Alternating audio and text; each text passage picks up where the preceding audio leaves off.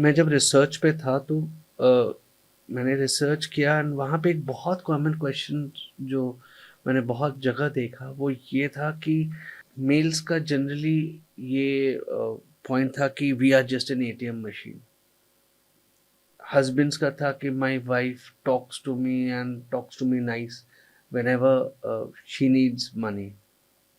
So how do you think individual identity can be saved or an individual identity कितनी ज़रूरी है happy married life में? मैं इंतज़ार कर ही रहा था कि ये कब आप पूछेंगे, क्योंकि ये बहुत ही इम्पोर्टेंट क्वेश्चन है। क्योंकि देखिए, जो भी रिलेशनशिप है, रिलेशनशिप का जो फाउंडेशन है वो दो चीज़ों पे टिका है। एक है साइकोलॉजिकल डिपेंडेंसी, एक है फाइनेंशियल डिपेंडेंसी। आप रिलेशनशिप में यही दो कारण से इन करते हो। अब क्या है कि अब फाइनेंशियल डिपेंडेंसी में अगर एक रिलेशनशिप में कौन कमा रहा है, अगर सिर्फ वाइफ कमा रही है तो मेल के साथ भी यही चीज़ें होंगी कि मेल वाइफ के सामने जा रहा है, उसे कुछ चीज़ें चाहिए, कुछ बाहर से लेना है तो उसके पास चाहिए पैसे, मुझे पैसे चाहिए। अब यहाँ पर क्या है कि पूरा जो सिस्टम बना है वो मेल के तहत बना है कि मेल कमाना ही जाएगा और वाइफ घर में चीज़ों को देखेंगी, है ना। शुरू से प्रोसेस यही चला आ रहा है।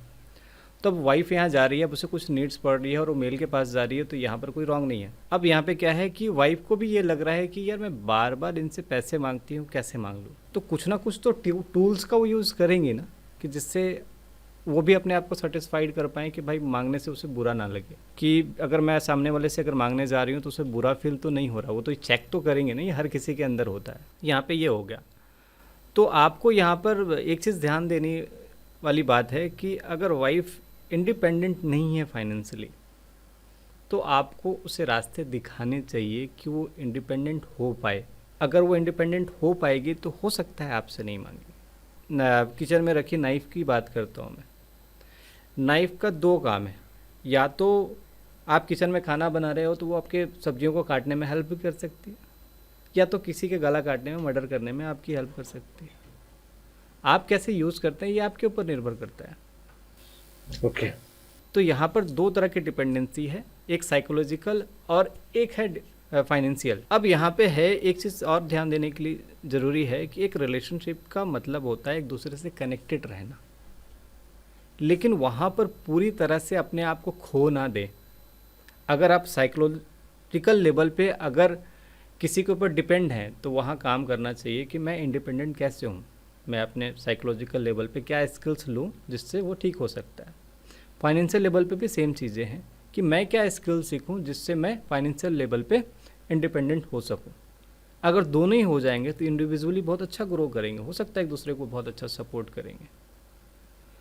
तो इस तरह के केसेस जो मैंने आपको बताया कि मैंने वाइफ को सपोर्ट किया और वाइफ किसी और के साथ चली गई, तो मैंने सिर्फ फाइनेंशियल लेवल पे उसको सपोर्ट किया, साइकोलॉजिकल लेवल पे मैंने कोई स्किल्स लिया ही नहीं, ना मैंने लिया ना वाइफ ने लिया।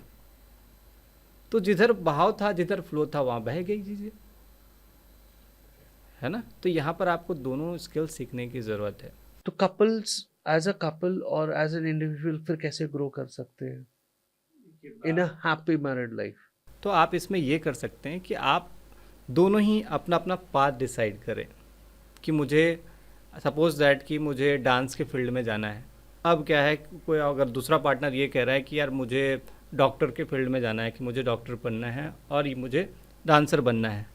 अब क्या है कि दोनों ही फील्ड में एक दूसरे को आप दोनों सपोर्ट कर सकते हैं। कि जैसे कि आपके पास कुछ अच्छी रील्स आई जिसमें डॉक्टर के बारे बताया जा रहा है, तो आपने एक पार्टनर को शेयर। कहने का मतलब ये है कि दोनों के ही जो गोल्स हैं उसमें आप उसको उसकी रिस्पेक्ट कर रहे हो, है ना, आप उसमें हेल्प कर रहे हो उसकी। आपके पास कुछ भी टूल्स आ रहे हैं तो आप उसे सपोर्ट के तौर पे दे रहे हो। लेकिन ये कब होता है, जब दोनों में बहुत प्यार होता है, तो दोनों ही ग्रो करने में एक दूसरे को सपोर्ट करते हैं। तो इस तरह से आप एक दूसरे को सपोर्ट कर सकते हैं और सपोर्ट करके दोनों की ही रिस्पेक्ट है। अब बताइए कि एक फ़ीमेल अगर डांस करना चाहती है तो वो उसके डिज़ायर हैं जो वो चाहती है अचीव करना, बट अगर सामने वाला जो मेल उसका हस्बैंड है उस पर क्वेश्चन मार्क कर देना, तुम डांस करोगी, चार लोगों के सामने नाचोगी, ये करोगी, क्यों आप उसको रिस्पेक्ट के तौर पे नहीं देख सकते हैं? क्या सिर्फ वही उसकी आइडेंटिटी है जो आप देख रहे हैं? क्या वही पिक्चर है सिर्फ? ऐसा नहीं है। कई बार आपकी खुशी होती है कि मुझे ये करना अच्छा लगेगा, मैं इसमें खुश अपने आप को अच्छा महसूस करूँगी, है ना। बंदा अगर संतुष्टि के साथ, सेटिस्फैक्शन के साथ अगर कुछ कर रहा है तो बहुत अच्छा ही करेगा, इतना आपको विश्वास रखने की ज़रूरत है।